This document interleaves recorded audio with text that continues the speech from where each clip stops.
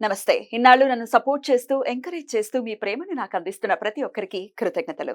అలాగే ఈ వీడియో కూడా ఖచ్చితంగా మీకు ఉపయోగపడుతుంది. లైక్, షేర్ అండ్ సబ్స్క్రైబ్ చేసి మీ సపోర్ట్‌ని నాకు అందించండి. అలాగే ఈ వీడియో పట్ల మీకున్న అభిప్రాయాన్ని కామెంట్ సెక్షన్‌లో కామెంట్ చేసి తెలియజేయండి. ఇప్పుడు వీడియోని చూద్దాం. నమస్తే. Welcome to our channel. నేను కుప్పా పద్మిని. ప్రస్తుతంతో పాటు ప్రముఖ ఆధ్యాత్మికవేత్త, జ్యోతిష పండితులు, అమ్మవారి సేవకులు, దత్త గణపతి ఉపాసకులు మురళీధర శర్మ గారు మనతో పాటు ఉన్నారు. మాట్లాడదాం. నమస్కారం అండి. మహాదేవ శ్రీమాత్రే నమః. మురళి గారు, ముందుగా మీకు మహాశివరాత్రి శుభాకాంక్షలండి. అందరికీ కూడా అమ్మా, నీకు మన వ్యూయర్స్ అందరికి. మీ గుళ్ళో ఈశ్వరుడు కొలువు తీరి ఉన్నాడు. చాలా అద్భుతంగా, అంటే వెనకాల త్రిశక్తులు ఉంటారు. లక్ష్మి, పార్వతి, సరస్వతి. అలాగే వాళ్ళకి ముందే ఈశ్వరుడు ఉంటాడు. చాలా చాలా అందమైనటువంటి గుడి మీ గుడి. సో ఎలా జరుగుతుంది మీ గుళ్ళో విశేషంగా ఈ సంవత్సరం స్వామివారికి అర్చన? అలాగే ప్రతి ఇంట్లో కూడా ఈ మహాశివరాత్రి నాడు ఎలా స్వామిని అర్చించుకోవచ్చు? తప్పకుండా తల్లి.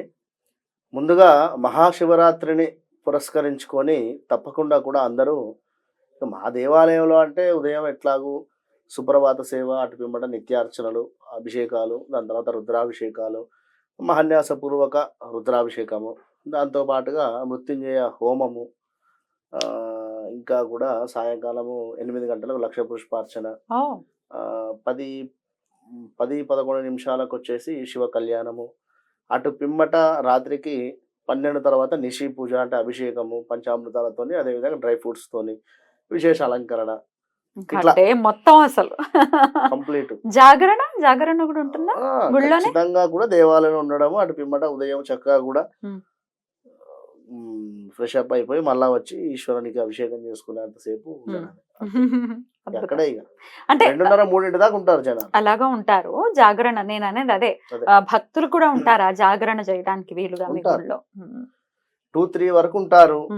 ఇక అటు పిమ్మట ఇంటికి వెళ్ళేసి మరలా 5-5:30కి టెంపుల్ ఓపెన్ అయ్యేట్టు, అంటే ఆల్రెడీ ఓపెన్ ఉంటుంది, అయినా ఒక 1 అవర్ అట్లా ఇంటికి వెళ్ళి ఫ్రెష్ అప్ అయి మళ్ళీ వస్తారు. అయితే శివరాత్రిని పురస్కరించుకునే ముందుగా ఎవరైనా కూడా ఫస్ట్ మీ సరౌండింగ్ లో ఉన్నటువంటి విశేషంగా స్వయంభూ వెలిసినటువంటి దేవాలయాలను సందర్శనం చేసుకోండి. ఫస్ట్ మీరు చేయాల్సినటువంటి పని దేవాలయానికి వెళ్ళి సందర్శనం. మనకు అదేవిధంగా తెలంగాణలో ప్రసిద్ధిగాంచినటువంటి వేములవాడ కావచ్చును, అదేవిధంగా శ్రీశైలం కావచ్చును, జనరల్గా ద్రాక్షారామమైన ఇట్లా ఖచ్చితంగా చక్కగా కూడా లైన్లో నిలబడి మాత్రమే ఈశ్వరుని దర్శనం చేసుకోండి.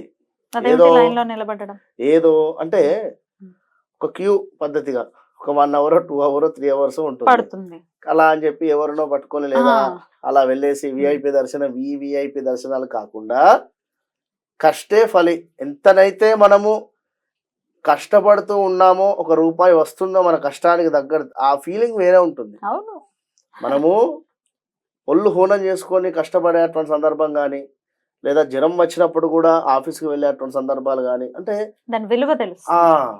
కనుక మీరు శివరాత్రి రోజు ఖచ్చితంగా కూడా క్యూ పద్ధతిలో పాటించి వెళ్ళి అభిషేకము లేదా అర్చన లేదా దర్శనం, ఏది భాగ్యం మీకుంటే అది చేసుకునే, స్పర్శ దర్శనం అయితే స్పర్శ దర్శనం. అంతేకాని అంటే ఇది ముందుగా మీరు చేయాల్సినటువంటి పని. ఏది మీ సరౌండింగ్లో ఉన్నటువంటి స్వయంభూ వెలిసినటువంటివి.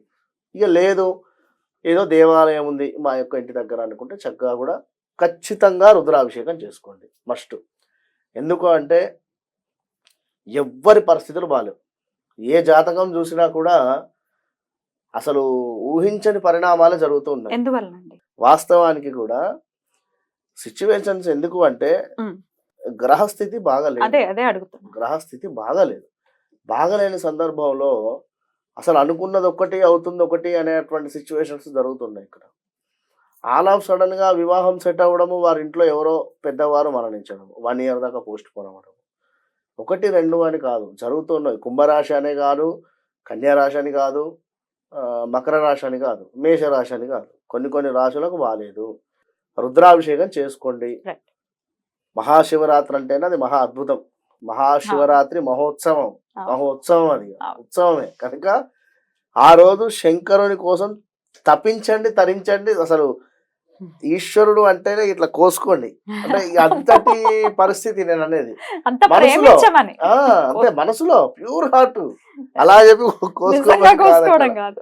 ఉమ్. ఎప్పుడైనా కూడా నిజంగా చెప్తున్నామా నేను 100% కూడా ఖచ్చితంగా ఉమ్. Pure heart Yeah. ఇది మాత్రం నేను చెప్తున్నాను.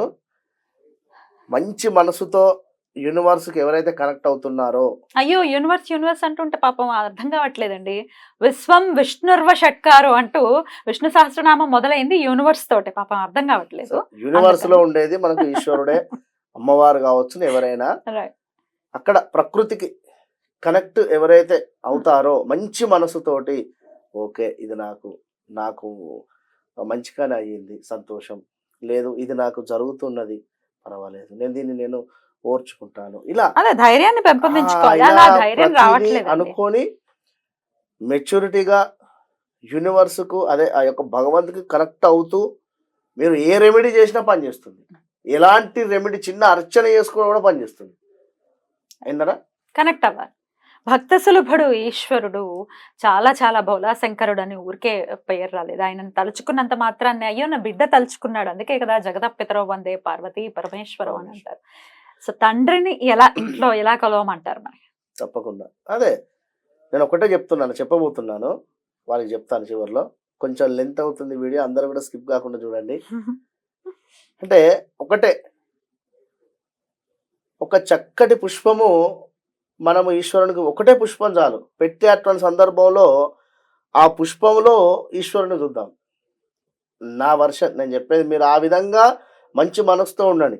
ఈ పూలు ఎవరు తెచ్చిండ్రు, ఈ పువ్వు సరిగా లేదు, దీనికి రెక్కలు సరిగా లేవు, ఊడిపోతున్నాయి, ఇవి కాదు. ఆ పుష్పమే ఈశ్వరుడు సమర్పించండి.